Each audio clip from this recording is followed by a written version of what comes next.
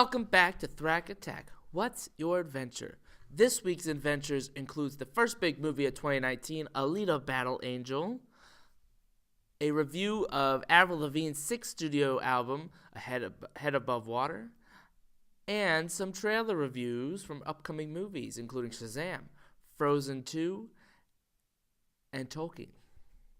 But before we get to those reviews, let's get through some news. 4 new Marvel Hulu shows are coming to Hulu. One of them includes Howard the Duck, which we've seen in the MCU with the post-credit scenes of Guardians of the Galaxy and an extra scene of Guardians of the Galaxy Volume 2. I'm interested to see if they continue that without James Gunn at the helm, or if they just do a completely new thing. We shall see, because it wasn't specifically Howard the Duck, but his race of people, which are ducks. There's also one with MODOK where Patton Oswalt will be involved, and I'm pretty excited about that one. And some other two that I forget because I have never heard of them. But it should be interesting to see what they do with these Marvel shows and if they're connected to the MCU or not, even though the Disney streaming thing is getting some Scarlet Witch and Loki series coming up, which will be connected. So we will see how they go. Mastodon and Coheed and Cambria are going on tour together. Good lineup. I will not be able to see them, unfortunately. I've seen Coheed and Cambria in the past. They're one of me and my friend's favorite bands. We've really bonded over them, and we got to see them together in Ohio a few years back.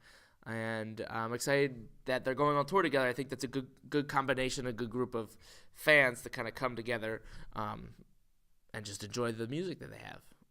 I will be in Phoenix when they're in Philly, and I'll be in Philly when they're in Phoenix. So unfortunately, I won't be able to see that concert. Pokemon Go gets a Valentine's Day event, which is featuring all of the pink Pokemon, and there are a lot of pink Pokemon. Clefairy line, Jigglypuff line, Porygon, Chansey, and Blissey. There's a lot of them. I could go on Slowpoke and Slowbro. It's just, the list goes on. So it was a really good event. A lot of cool things. Wishmer was around. Delcatty and Skitty were around. It was just a cool event. And some different things in the raid battles and some extra boosts in your candy.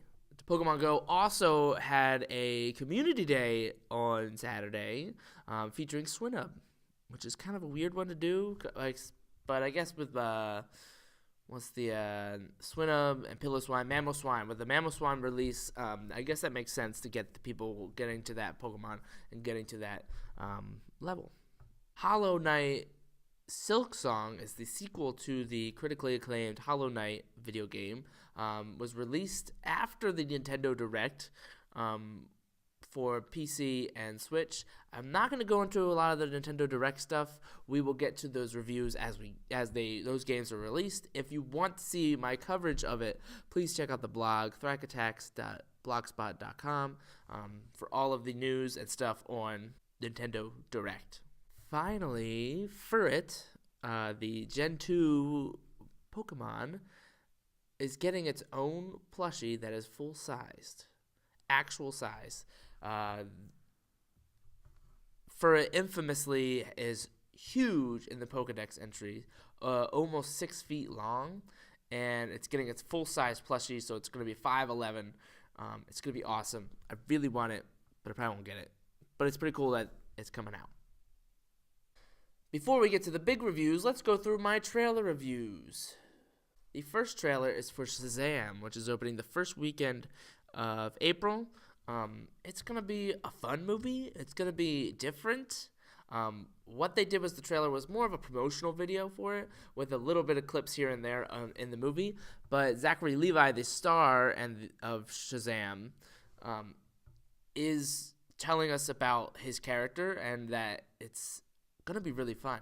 He says that most superheroes in the DC universe are reluctant heroes. They don't want to be there. They're reluctant to be that hero. They're reluctant to put themselves out there. Whereas Billy Batson as Shazam is all about it. And he said it's super fun to see a different dynamic and to get more people, get that character showing that he's excited to be a superhero. Every day that he becomes a superhero, or every time he is a superhero, is super exciting. So I'm super excited to see how that's portrayed in the film. Frozen 2 gets its first trailer, and I gotta say, it looks really good. I was not excited about Frozen 2. I was not excited and did not like Wreck-It Ralph 2. They're not the best sequels of Disney movies. The best sequel will and always be The Rescuers Down Under. You can't beat it. But Frozen 2 looks pretty good. It looks more mature. Those 10-year-olds that were watching Frozen are now 16. And the movie has been aging with them, growing up with them. So now this looks like a more mature and more adventure-focused movie, and I think it looks really good. That opening scene where Elsa's trying to get off the island learn how to walk on water is fantastic, and it makes me really excited to see the second Frozen, which is coming out in November. And finally, Tolkien gets his first trailer. We did not know that this was going to be a movie until a couple weeks ago, but it looks pretty cool. I am infamously not a fan of Lord of the Rings. I love The Hobbit, the book, not the movies, and I hate everything about Lord of the Rings. I think it's bland and boring, and I don't understand it. I've read all 3 books. I've watched all 3 movies. Don't try to convince me. I just think it's awful, and I will give you reasons if you ask. So the movie Tolkien is all about him writing the story, and I'm really excited to see how they portray the Great War and how that propels him to write the movie or write the stories. He's in the movie. He doesn't write the movie, but he's in it. So he's kind of, if he's writing the stories and the movie's about writing stories, doesn't that make him the writer of the movie? Anyways, on to the reviews. The first big movie of 2019 is Alita Battle Angel, based off of an anime. Is it anime or manga? I don't know. Maybe both. Anime or manga of the same name. There's also a different name, but it's basically the same story. It's a huge movie. James Cameron directs it. There's some big name actors in it. And it's just a really, really fun adventure. There's a lot of great CGI.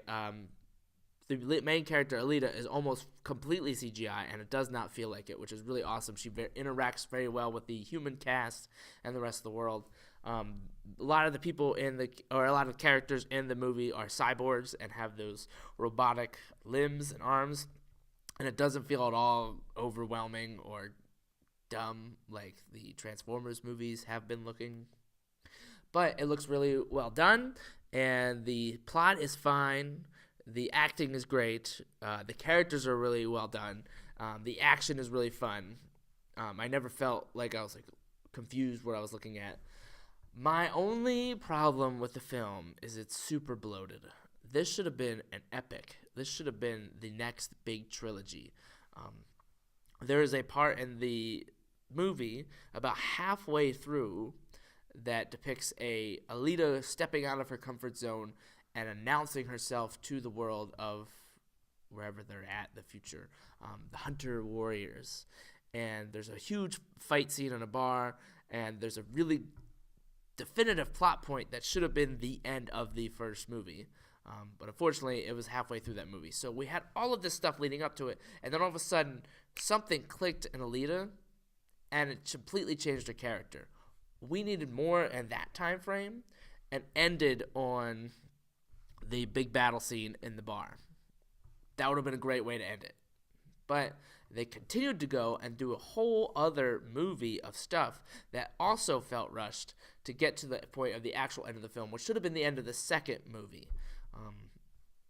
It just felt rushed. It felt bloated, but everything else was great. If they extended this into a 3-part movie, it would have been really great. I'm really excited to see if they do a second one, if this one's successful enough, how it will look and what the story will be like. I could get an idea of what it is, but I'm excited to see what they do next with this movie series, if it becomes a series. If not, I really wish that they would have split it up into 2 movies and then have the third movie be whatever's coming next. It just would have made more sense and would have felt better as a moviegoer. So is this going on my ultimate shelf? Probably not. It's a fun movie. I enjoyed it, and I would definitely check it out, but it's not really my favorite, so it's not going on my ultimate shelf. But it's worth looking into if you just want to go see a fun movie. And finally, Avril Lavigne's 6th studio album, Head Above Water. It's fantastic. I had no idea that I loved Avril Lavigne that much. I knew that she was big on the first album with Complicated, Skater Boy, and I'm With You. But after that, I kind of fell off the bandwagon, as most of the world did. She was big in 2002 to 2005.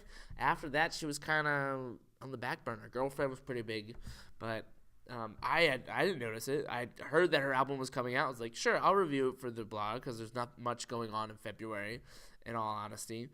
But this album was awesome.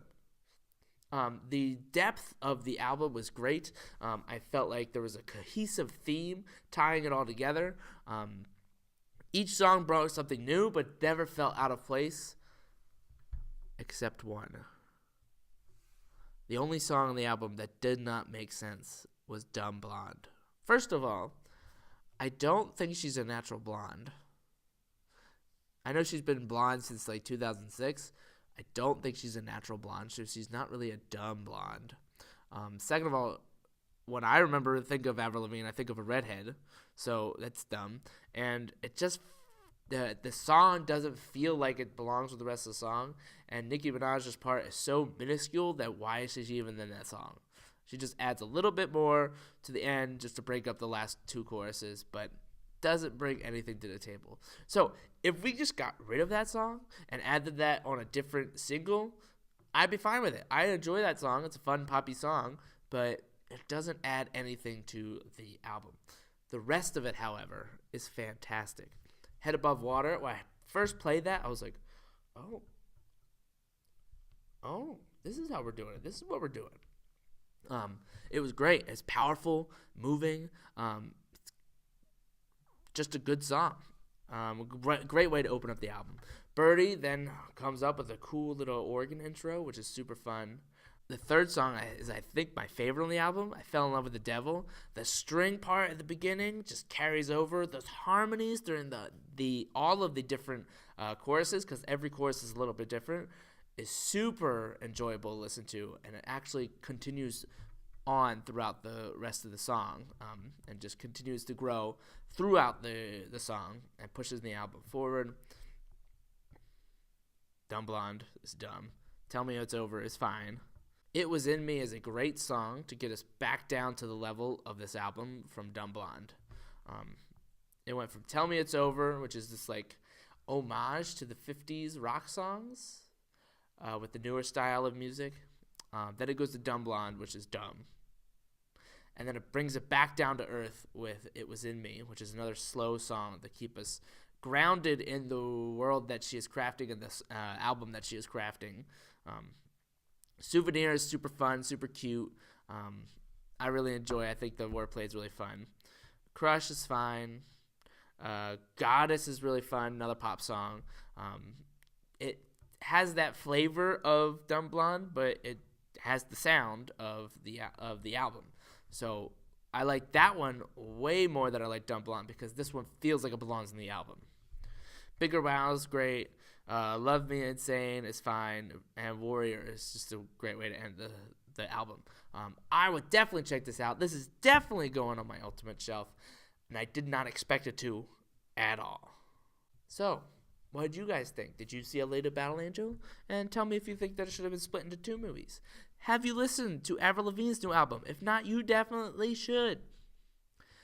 Please follow us on Facebook and Twitter and Instagram, where we have extra things of my adventures throughout the week that I don't post on these videos. Also, subscribe and like on YouTube, and share us with all of your friends that like movies and TV shows and adventures of all sorts. And keep going on adventures. Thank you. Bye.